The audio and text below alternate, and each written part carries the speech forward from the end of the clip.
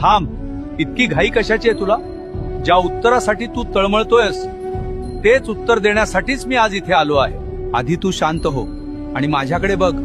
तुला फक्त तुझे रिकामे हात दिसले, पण त्या रिकाम्या हातांनी जेव्हा जेव्हा तू माझ्या पायरीला स्पर्श केलास तेव्हा तुझ्या नशिबातले कितीतरी काटे मी उपसून काढले.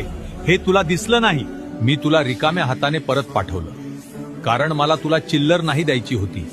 मला तुझी पात्रता इतकी वाढवायची होती की त्यात माझं यश मावेल. जर मी तुला पहिल्याच दिवशी सर्व दिलं असतं तर आज तू माझ्या दारात नसतास. तुझे पाय मातीला लागावेत, तुला माणुसकी कळावी म्हणून मी तुला इतके दिवस फिरवलं. पण आता तुझी परीक्षा संपली आहे, कारण आता मी जे देणार आहे ना ते सावरताना तुझे हे 2 हात सुद्धा अपुरे पडतील. धीर धर, तुला फळ गोडच मिळेल.